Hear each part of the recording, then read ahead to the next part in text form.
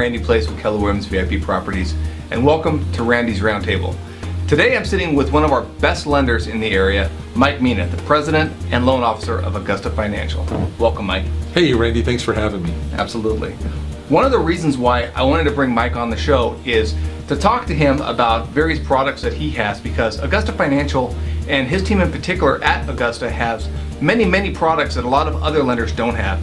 So many buyers out there are looking to try to get into products, but they just can't because they're going to Wells Fargo or whomever, and they can't get them into various positions. Mike is an expert at doing that. So Mike, if you can, tell them about any products that you have. Well, Randy, I started out in the broker world way back when, 22, 23 years ago, and we used to have to broker everything. And nowadays we've come up with, because we're a mortgage banker, we have other products that are available. We close loans with using clients' 12 months bank statements. We have loans for stated income buyers where they don't show the income on their tax returns. We even have loans for people that just got out of foreclosure or just had a short sale or something like that, and they can buy immediately. So wait, so you're saying with the stated loan, so if it's somebody who is an independent contractor, for example, somebody who writes off a lot of things or whatever, their tax statements don't necessarily line up in the way that they would want to in order to qualify for a traditional loan, they can do stated. That would be an option for them. They can go stated income. Yeah, the stated income product has a little bit of nuances that it didn't have 5 or 6 years ago when they were out. What they want is they have an asset requirement to close your escrow. So, right now, for instance, we're doing a kid down in San Diego, makes a lot of money but shows nothing on his tax returns, right. Has a lot in the bank, and that's what we're doing, stated income loan for him. Okay. And what are the nuances in terms of they need to have an adequate amount of assets behind them just as collateral, that type of thing? Yeah, up to a $650,000 loan amount, they need to have $100,000 in the bank after we close. Okay. They're also required to put 30% down on that product. Okay. For people who don't have the assets, we can generally use their bank statements. So we go with a bank statement loan where it would be 12 months of bank statements to qualify for that loan. So we average the income that's deposited on their personal bank accounts, and that way they're able to use that income to qualify them for a loan. So there make sense deals where we didn't have make sense, say, just a year ago. That's great. Yeah. Because I know there's a lot of the buyers that I've been dealing with, you guys have been having trouble getting a lot of these loan products, and it's exciting to see that there's a lot more options.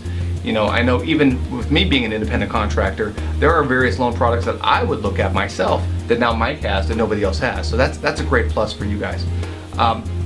One thing I was going to ask you is FICO scores, in terms of where people have to be now, because I know a lot of people still think they have to be at 720 or above. Where do they have to be in order to qualify for any of these various types of loans? Well, any types of loans, we really don't have a minimum FICO score for, say, your FHA loan. Mm-hmm. It's about a 580 credit score usually fits them in, but the general public is 620 or higher to get the best FHA rates and things like that. So you're not going to be looking at the best rates at a 580 credit score. If you're looking at a stated income loan, you're going to need a 700 credit score all day long. Okay. The bank statement program, 700 credit score. Okay. The one day out of foreclosure or one day out of short sale, all you need is a 660 credit score. That one's only 20% down. We didn't really touch on that. Yeah, so talk more about it. We have clients that put their 20% down on or they're short selling their property. They want to move into another property. They're not finding the rental properties that they really want.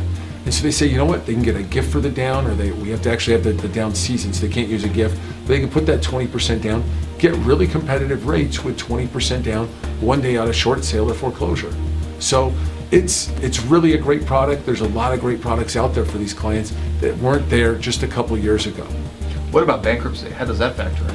Well, bankruptcy is still going to be the standard guideline. So that's your Fannie Mae, your Freddie Mac rules, your FHA rules. So that's going to be 2 years for FHA financing, 3 years for Fannie Mae and Freddie Mac, and that's doing the 20% down. The other thing that's happening that's changing in the market right now is Fannie Mae was allowing, or will allow up until August the 16th, people to qualify for a new loan 2 years after a short sale. But on August 17th, they're moving it to 4 years. So that's going to make it a little tougher for people who short sold their property, just 18 months or 2 years ago or whatever it is, and they don't have that house before August the 16th. That's great. Well, Mike, thank you for sharing all this valuable information.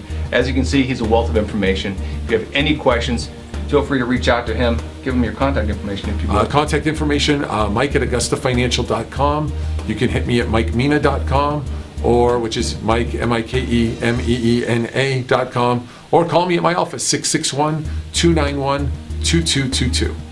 And of course, if you have any real estate questions, give me a call directly. You can call me or text me at 818-294-0414 or access our website, randyplaice.com.